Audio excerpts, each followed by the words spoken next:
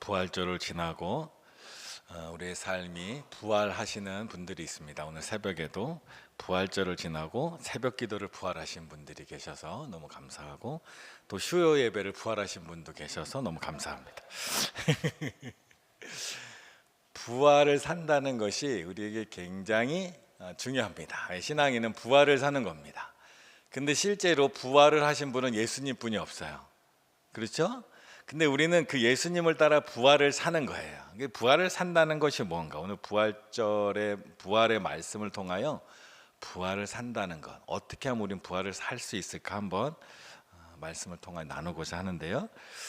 부활의 모습을 오늘 본문은 이렇게 말해요. 1절을 보니까 안식일이 다 지나고 안식 후 첫날이 되려는 새벽에 막달라 마리아와 다른 마리아가 무덤을 보려고 갔더니, 안식일이 다 지났다. 예수님은 금요일 날 돌아가셨어요. 그리고 토요일 안식일이었어요. 그 안식일이 다 지나고 나서 안식 후 첫날 주일날 새벽에 막달라 마리아와 다른 마리아가 예수님의 무덤을 갑니다.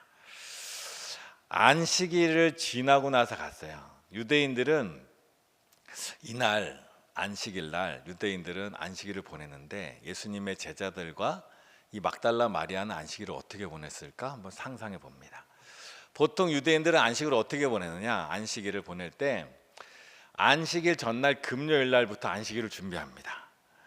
그림에 보시면 왼쪽 위에 보면 안식일 날 준비하는 게, 금요일 날 일단 안식일에는 불을 피울 수 없기 때문에 음식을 준비합니다. 그리고 청결하게 청소합니다. 그리고 안식일 안식일 나오기 전에 보통 금요일 밤에 시작되기 때문에 사람 어떤 파수꾼 같이 안식일이 시작됩니다 하고 나팔을 불러요. 이 안식일 준비해요. 그리고 해질녘이 되면 안식일이 시작돼요. 금요일 밤부터 시작되니까. 그러면 집안에서는 등불을 켭니다. 안식일이 시작되었다. 그리고 안식일 날 저녁에는, 안식일이 시작되는 금요일 밤에는 축복의 식사를 그래서 식구들이 다 모여가지고 식사를 나눕니다. 아주 잘 풍성하게 잘 먹어요. 그리고 안식일이 되면 토요일 날 오전에 회막이나 성전에 가서 예배를 드립니다. 그때 토라의 말씀, 모세 오경의 말씀과 선지서의 말씀을 읽어요. 그때 예수님도 이사야의 말씀을 읽었던 걸 기억하시죠?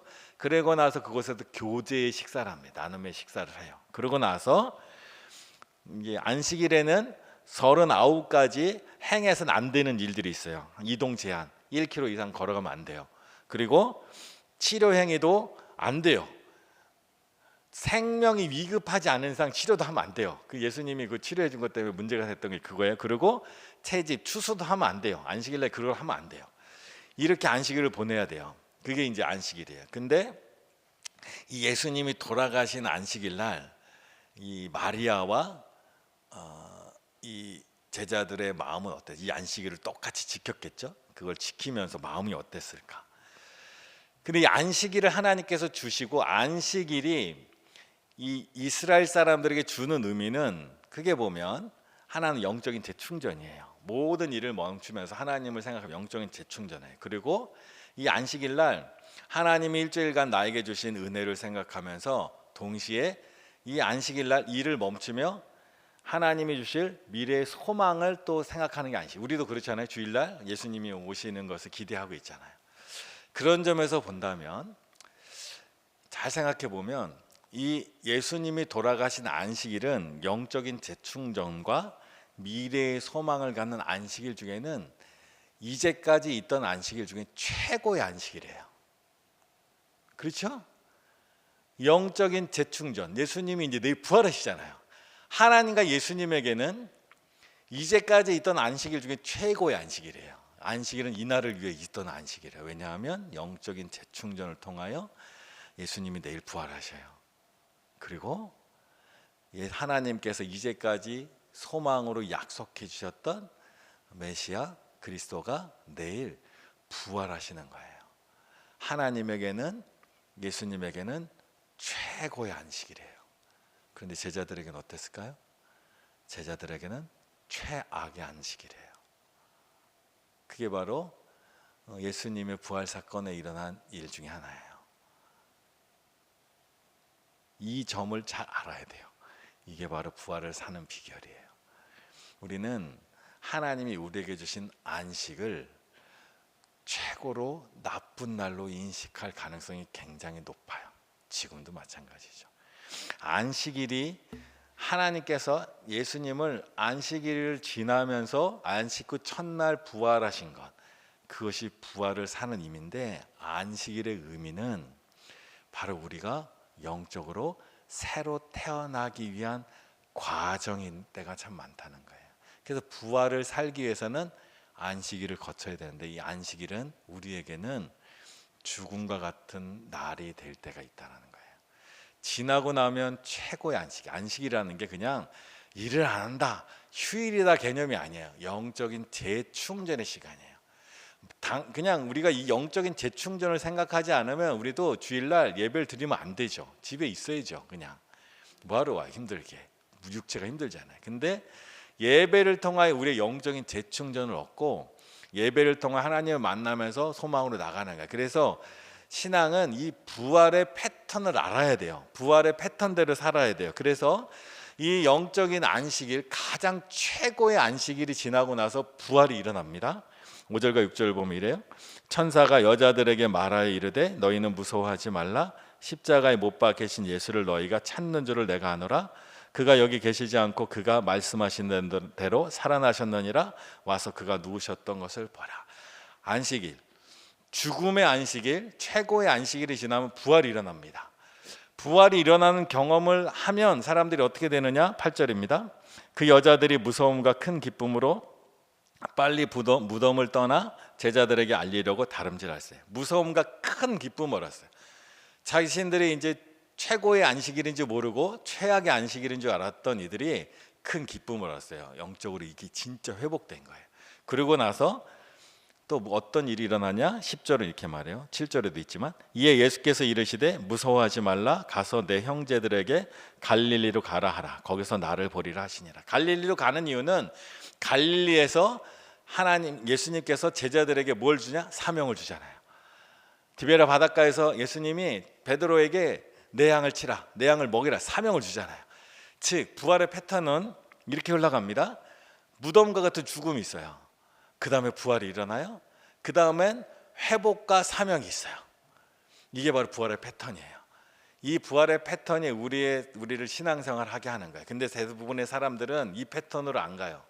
신앙인 말고 일반 사람들은 어디까지 가냐? 무덤 같은 경우를 다 경험해요. 죽음과 같은 힘든 어려움. 그 다음에 사람들은 어디까지 가냐? 힐링까지 가요. 힐링까지 가요. 여러분, 만약에 우리가 주말에 여행을 간다, 해외여행을 간다, 무엇을 원해서 가요? 힐링을 원해서 가요. 왜? 그 다음날 월요일날 다시 직장에 가서 무거운 짐을 다시 져야 되는데 힐링을 해서 회복해서 가는 거예요. 그러나 다시 또 무거운 짐 때문에 지치고 힘들면 다시 힐링을 하고 회복하고 또 가는 거예요. 대부분의 사람들은 하나님 없으면 무덤과 같은 삶에서 부활로 가지 못하고 힐링으로 가요. 거기서 끝나요. 근데 부활은 무덤에서 부활하고 사명까지 나가는 거예요. 새로운 힘이 생겨서 새 일로 나가는 거예요. 그게 바로 하나님이 주시는 새 생명의 삶이라는 거예요. 근데 우리는 신앙생활 하면서도 부활과 새 생명까지 가야 되는데 대부분 힐링에서 끝쳐요. 대부분 힐링에서 끝이에요. 마음의 평안을 얻었어. 그러나 삶의 자리에 또 무거운 짐을 지러 가요. 하나님이 우리를 통해 새 일을 하길 원하시는데 거기까지 가지 못하는 이유는 한 가지입니다. 부활은 누가 시켜줘요? 하나님이. 예수님도 스스로 부활하지 않았어요? 죽어야 부활을 시키는데 우리가 죽지 않아서 부활이 안 되는 거예요. 죽어야 부활이 됩니다. 근데 우리들 대부분이 죽질 않아요. 죽질 않으니까 부활이 안 돼요. 그러니 죽지 않고 힐링만 하다가 부활을 못 가고 새 생명으로 못 가는 경우가 엄청 많다는 거예요. 신앙생활은 우리는 죽지 않아요. 예수님이 죽고 부활하셨어요. 아직 우리는 거기까지는 안 갔어요. 그런데 우리는 부활을 살아요. 삶에서 무덤과 같은 상황, 죽음과 같은 상황, 내 힘으로는 도저히 안 된다. 그거를 인정하고 나야, 그것을 정말로 인정하고 나야 하나님이 우리를 부활시키는데 우리는 어떻게든 버텨보려고 그래. 지렁이도 밟으면 꿈틀한데 꿈틀꿈틀하고 살아있는 거예요. 그래서 부활을 못해요. 엄밀히 말하면 우리의 기도 훈련, 예배 훈련은 우리를 사실 죽이는 훈련이에요. 안식일의 최고는 내가 죽는 거예요. 내가 죽어야 하나님이 날 부활시켜요. 그리고 하나님이 날 부활시키는 힘을 경험해야 새 힘으로 나가는 거예요. 믿음의 사람들이 다 그랬어요. 욥을 한번 볼까요? 욥의 무덤. 욥의 자기 스스로 내가 죽었다 고백하는 게 욥기 3장 3절에 나옵니다. 나의 낱날이 멸망하였더라면, 남자를 배웠다 하던 그 밤도 그리하였더라면, 나 괜히 태어났다, 난 죽었다. 이 일들이 계속돼요. 근데 욥은 이런 마음인데 진짜 죽었어요? 안 죽었어요. 어떻게 알아요? 친구들과 끊임없이 논쟁을 하잖아요. 난 아니야, 난 이런 고난을 당할 이유가 없어 하고 끊임없이 지렁이처럼 발버둥 치고 있는 거죠. 난 하나님 앞에 벌 받을 일이 없어. 나는 나는 하나님 앞에 의로워. 나는 죄가 없어라고 끊임없이 살고자 노력을 하죠. 그러다 결국 죽어요. 그러고 나서 깨달은 게 바로 욥기 42장 5절. 내가 주께 대하여 귀로 듣기만 하였사오니 이제는 눈으로 주를 배움나이다. 자, 패턴을 말씀드렸죠. 죽고 하나님이 부활을 시켜줬으면 그 다음에는 뭘로 간다고요? 그대 사명의 능력이 생겨요. 그때 하나님의 일을 할 수 있어요. 그래서 욥기 42장 10절에 보면 욥이 그의 친구들을 위하여 기도할 때 여호와께서 욥의 공경을 돌이키시고 여호와께서 욥에게 이전 모든 소유보다 갑절을 주신지라. 얼마 전까지 사실 뭐 머리끄댕이 잡고 싸울 듯이 논쟁하던 바로 그 친구들을 위하여 기도하는 사명을 감당하는 욥이. 왜? 욥은 정말로 죽은 거예요. 포기한 거예요. 그랬더니 하나님이 욥을 살려주셨어요. 그 부활을 경험하고 욥이 친구들을 위해서 무엇을 할 거냐. 이전까지만 해도 친구들하고 논쟁하고 내가 말로 이놈을 이겨먹어야지, 내가 옳다는 걸 증명해야지 하다가 바뀌었어요. 하나님의 일로 그들을 위하여 축복의 기도를 합니다. 그러고 나서 하나님이 욥을 회복시켜 주셨어요. 욥이 회복되고 나서 축복 기도한 게 아니라 욥이 친구들을 향하여 축복 기도를 하였더니 여호와께서 욥의 공경으로부터 돌이키셨다라고 말하고 있잖아요. 욥이 회복되고 나서 야, 나 이제 하나님 나 회복시켜줬어, 내가 옳았지? 내가 너희들 위해 기도해줄게, 이게 아니라는 거예요. 하나님의 사명을 감당하고 났더니 이제 하나님이 그를 회복시켰다는 거예요. 굉장히 중요한 패턴이에요. 내가 죽어야 하나님 날 부활시키시고 그 하나님의 부활을 경험해야 내가 하나님의 일을 하나님의 은혜와 성령의 능력으로 할 수 있는 거예요. 엘리야를 볼까요? 엘리야의 무덤도 있어요. 엘리야의 무덤, 열왕기상 19장 4절. 여호와여 넉넉하오니 지금 내 생명을 취하옵소서. 나는 내 열조보다 낫지 못하니이다. 엘리야가 놀라운 기적을 베풀었잖아요.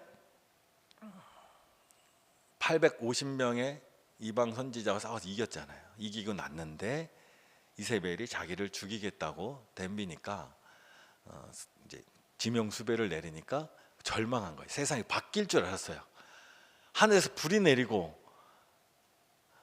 이방 선지자들이 막 이스라엘 백성들이 일어나서 우상을 섬기는 가짜 선지자들 막 죽이고 세상이 뒤집어졌다. 이제 하나님이 이 나라를 완전 뒤집어질까 했는데 이세벨은 여전히 기세 등등해서 자기를 죽이려고 오니까 엘리야가 절망한 거예요.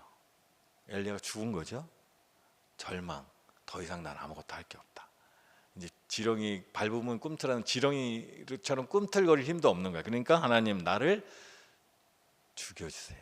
나는 이제 아무것도 못 하겠어요. 그랬더니 하나님이 그를 이렇게 세우시는 거예요. 열왕기상 19장 12절. 지진 후에 불이 있으나 불 가운데에서도 여호와께서 계시지 아니하시더니 불 후에 세미한 소리가 있는지라. 세미한 소리가 하나님께 들려요. 그러면서 엘리야가 회복이 돼요. 패턴은 똑같아요. 내가 죽으면 하나님이 부활시키세요. 하나님이 부활을 받은 사람은 그 다음에 뭘 하냐? 새 일을 행해요. 그래서 하나님이 열왕기상 19장 16절에 너는 또 사밧의 아들 엘리사에게 기름을 부어 너를 대신하여 선지자가 되게 하라. 하나님 사명을 주시는 거예요. 기름 부어서 너의 대를 이어서 엘리사를 통하여 너희를 있게 하라 하는 거예요. 요셉도 마찬가지예요. 요셉은 여러 번 죽어요. 형들에게 창세기 37장 23절 24절 요셉이 형들에게 이름해 그 형들이 요셉의 옷 곧 그가 입은 채색 옷을 벗기고 그를 잡아 구덩이에 던지니 그 구덩이에는 빈 것이라 그 속에 물이 없었더라. 죽이자고 덤볐어요. 요셉이 자기가 그 구덩이를 빠져나왔나요? 아니요. 형제들이 건네줬어요. 또 창세기 39장 20절 이에 요셉의 주인이 그를 잡아 옥에 가더니 그 옥은 왕의 죄수를 가두는 곳이었더라. 요셉이 옥에 갇혔으나 요셉이 옥에 갇혔어요? 죽음과 같은 거예요. 실패한 거예요. 그를 누가 건져줬어요? 자기가 탈옥했어요? 아니에요. 왕이 그를 건져내는 거예요. 내가 죽으면 하나님은 날 건져주시는 거예요. 그리고 요셉은 이렇게 됩니다. 41장 41절 바로가 또 요셉에게 이르되 내가 너를 애굽 온 땅의 총리가 되게 하노라. 부활한 거죠. 하나님 총리를 세웠어요. 그럼 이제 뭘 해야 돼요? 사명을 감당해야죠. 사명 창세기 45장 7, 8절 하나님이 큰 구원으로 당신들의 생명을 보존하고 당신들의 후손을 세상에 두시려고 나를 당신들보다 먼저 보내셨나니 그런즉 나를 이리로 보낸 이는 당신들이 아니요 하나님이시라. 하나님이 나를 바로에게 아버지로 삼으시고 그 온 집의 주로 삼으시며 애굽 온 땅의 통치자로 삼으셨나니. 하나님이 요셉을 죽음 가운데로 놔두셨는데 요셉은 그것이 원한이 아니에요. 이제 그걸 거치고 하나님이 나를 구원하시고 하나님이 나를 세우셨다는 것을 경험하고 나서 요셉은 자기의 원한을 잊어버려요. 그리고 사명으로 나가는 거예요. 이전까지만 해도 형제들을 매우 싫어했던 것 같아요. 분명해요. 근데 사명으로 나가. 이게 부활을 경험한 사람들의 삶의 변화예요. 그냥 우리가 말로 부활을 살자. 나는 죽어야 돼. 말로 해도 진짜로 죽는 사람은 거의 없어요. 뭔가 죽지 않으려고 발버둥을 쳐요. 근데 죽지 않으려고 발버둥을 치면 상처가 생겨요. 내 스스로. 사람들하고 관계도 그렇잖아요. 사람들이 나를 비난하고 나를 책망할 때 난 아니야 하고 발버둥을 치잖아요. 상처가 돼요. 그래 나는 아무것도 못하는 사람이야 하고 죽어주면 좋은데 안 죽어주니까 그게 상처가 될 때가 많다고요. 요나도 한번 볼까요? 요나도 하나님의 뜻을 어기고 가다가 바다에 빠지잖아요. 요나서 2장 2절 그를 내가 수월의 뱃속에서 부르짖었더니 주께서 내게 대답하셨고. 물고기 뱃속에서 부르짖는 게 죽은 거예요. 사실 요나는. 근데 하나님이 요나를 부활시키시죠. 여호와께서 그 물고기에서 말씀하시며 요나는 육지에 토하니라. 죽음과 같은 물속에서 토해서 나왔어요. 그 다음 뭐래요? 그 힘으로 사명을 감당하는 거예요. 요나서 3장 4, 5절 요나가 외쳐 이르되 40일이 지나면 니느웨가 무너지리라 하였다니 니느웨 사람들이 하나님을 믿고 금식을 선포하고. 우리 마음에 정말 나는 안 되는구나 라는 것을 경험하고 나서야 하나님이 우리를 온전히 부활시킬 수 있는 거예요. 아브라함을 잘 보세요. 아브라함이 하나님께서 아브라함의 아들을 주실 때 100세, 90세, 아브라함 100세, 하와 90세 주잖아요. 근데 아브라함이 75세의 사명을 이제 하나님의 명령을 받고 그 명령을 이루려고 무지하게 노력을 해요. 어떤 노력을 하냐?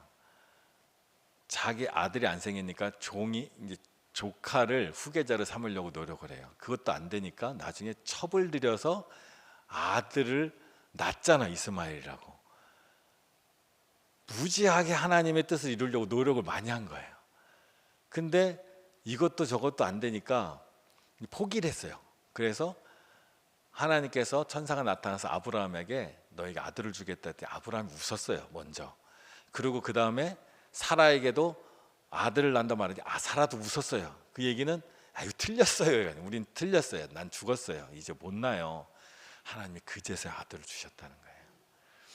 우리가 죽어야 하나님 우리를 살리는데 우리가 죽지 않으니까 발버둥을 치고 있으니까 안 된다고요. 하나님의 일도 마찬가지예요. 내가 어떻게든 하나님의 일을 잘하려고 하면 안 돼요. 오늘도 어느 신방 갔다 왔는데 우리 집사님이 그 간증을 하시더라고요. 일을 하는데 오늘은 내가 제대로 한번 해보겠다 했더니 그날은 장사도 안 되고 아무것도 안 되더래요. 근데 나 정말 힘도 없고 내가 이걸 감당할 수 있나 하고 갔더니 그날은 장사가 2배로 잘 되더래요. 하나님의 방식이 이건데 우리는 자꾸 하나님의 방식은 언제나 똑같아요. 우리가 죽어야 하나님은 날 살려요. 그리고 그 힘을 경험해야 하나님의 일을 할 수가 있어요. 그래서 사도 바울이 나는 날마다 죽노라 말하네요. 왜? 날마다 죽어야 하나님이 날 살리는 하나님으로 사니까.